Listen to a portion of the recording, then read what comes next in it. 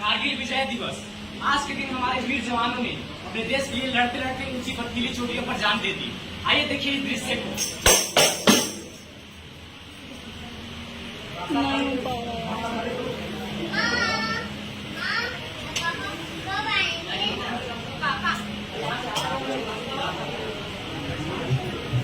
बेटा, पापा आ जाएंगे। अभी कारगिल युद्ध चल रहा है ना, जैसे ही कारगिल युद्ध खत्म होगा वैसे ही पापा आ जाएंगे। भाभी भाभी भाभी भैया कब आएंगे? पिछली रात्रि में भी भैया नहीं आए थे, पर उनको 2 रात बाद भैया आ जाएंगे। अभी कारगिल युद्ध चल रहा है, जैसे ही कारगिल युद्ध खत्म होगा वैसे ही भैया आ जाएंगे।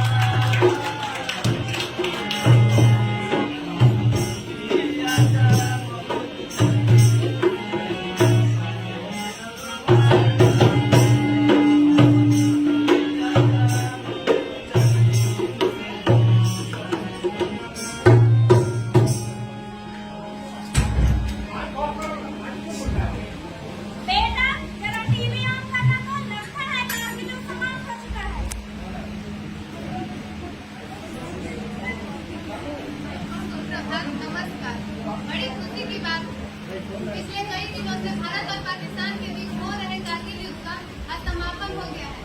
बड़ी खुशी की बात है कि हमारा देश भारत इस कारगिल युद्ध में विजय प्राप्त कर लिया है।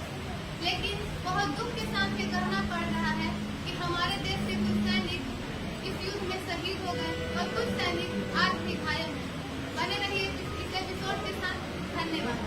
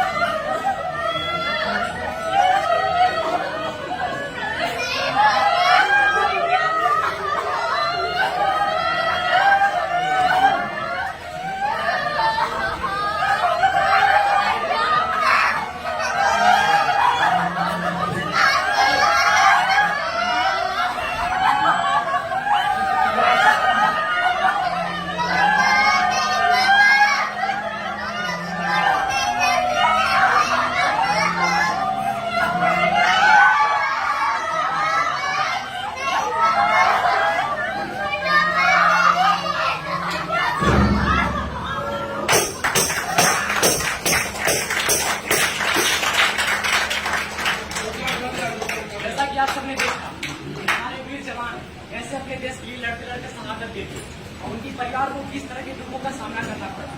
लेकिन आज एक सवाल है, वो सवाल क्या हम उनके बलिदान के लायक भी हैं? चलिए आईना दिखाते हैं समाज को। देशभक्ति के नाम पर केवल एक झंडा लहराते हैं, अंदर कितना खोखला हो गया है देश, कितनी गहरी है ये बुराइयां। आइए देखते हैं। मैं हूं सैनिक, हाँ मैं वही सैनिक जिसने कारगिल युद्ध में बर्फीली वादियों में लड़ते लड़ते अपनी जान दे दी। मैंने बलिदान दिया ताकि मेरे देश के लोग सुरक्षित रहें। लेकिन जब मैं ऊपर से देखता हूँ तो मेरी आंखें सन से नीचे झुक जाती है। मैं ये सोचता हूँ ये कैसा भारत तुम सबने मिलकर बना दिया। यहाँ तो हर एक मोड़ पे एक नया दर्द है। हमारे देश में बढ़ती हुई धार्मिक कट्टरता, आइए देखते हैं इस दृश्य को। जय श्री राम, जय श्री राम। मेरा भगवान सबसे महान। राम राम। अल्लाह अकबर, मेरा खुदा सबसे महान, मेरा भगवान सबसे महान। मेरा खुदा सबसे महान, मेरा भगवान सबसे महान। और मेरा खुदा सबसे महान। वाहेगुरु जी खालसा, वाहेगुरु जी फतेह। जो बोले सो ना मेरा पिता परमेश्वर सबसे बड़ा, मेरा पिता परमेश्वर सबसे बड़ा। तुम चुप रहो, मेरा बाप बड़ा है, मेरा पिता परमेश्वर सबसे बड़ा है। तुम चुप रहो, बाजू प्रश्न को सही से निकलो, कुछ नहीं बोल सकते हो। चुप रहो। अरे भाई शांत हो जाओ, शांत हो जाओ। हम सब एक ही देश के वासी हैं, सबका धर्म एक है, सबका मालिक एक है। ये कौन सा धर्म है जो अपने को लड़ा रहा है? इंसानियत से बड़ा धर्म होता है। क्या मैंने इसलिए जान दी थी ताकि धर्म के नाम पे एक दूसरे का गला काटो? मैंने तो एक झंडे के नीचे आप सबके साथ मिलकर एक लड़ाई लड़ी थी, तो फिर ये जातीय धर्म के नाम पे क्यों आग लगा रखी है? जैसा कि आप सबने देखा, लोग धर्म के नाम पर एक दूसरे का गला काट रहे हैं। इतना ही नहीं, अब भाषा भी धर्म का रूप ले रही है। आइए देखिए इस दृश्य को।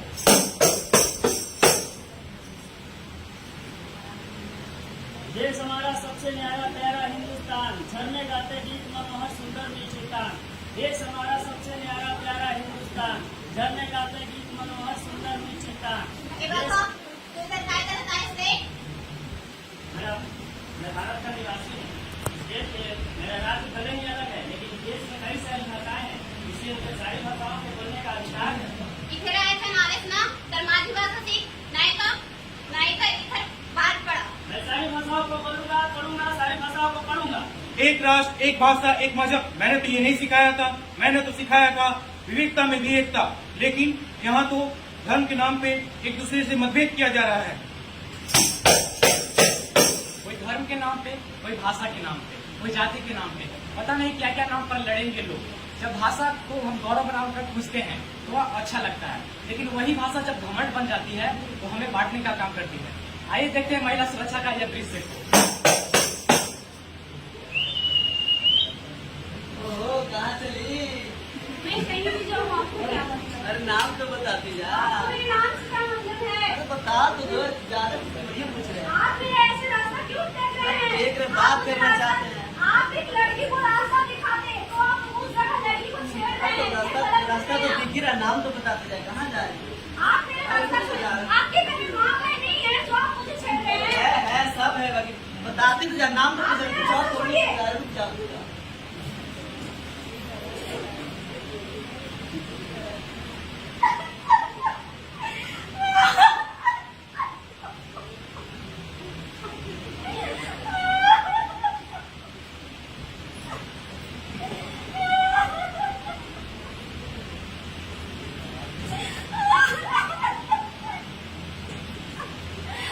मैं चुप रही, समाज में कहा इज्जत चली जाएगी।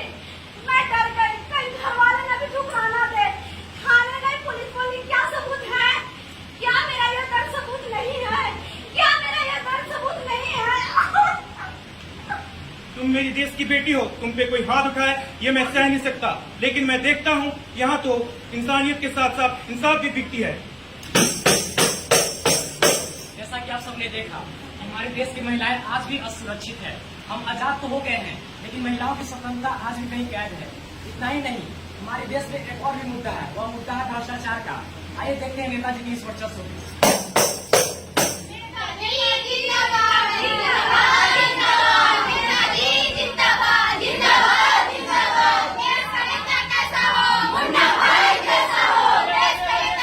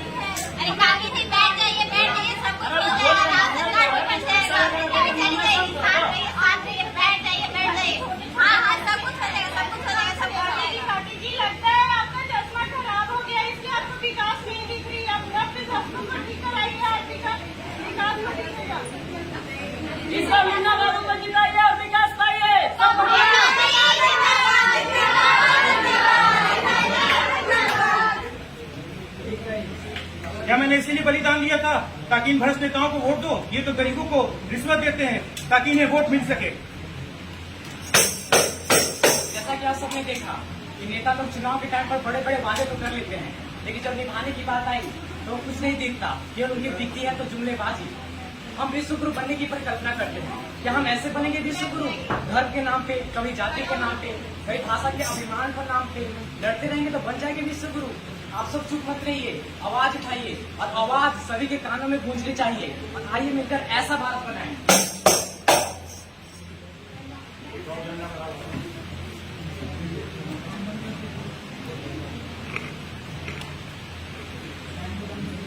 मैं हूँ एक छोटा भारत। मैं एक ऐसा भारत बनाऊंगा जहाँ धर्म, भाषा, जाति से ऊपर होगी इंसानियत, जहाँ महिलाओं को डर नहीं, सम्मान से जीने का हक होगा, जहाँ नेता सेवा करेगा, स्वार्थ नहीं। ऐसा होगा मेरा भारत।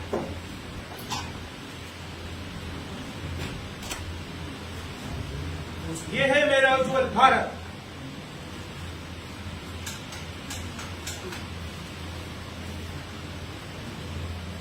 धर्म नहीं सिखाता आपस में प्यार करना, इंसानियत ही सबसे बड़ा धर्म है, यही सब याद रखना। नारी का सम्मान, देश का अभिमान, सुरक्षित हर बेटी यही अपना अभिमान।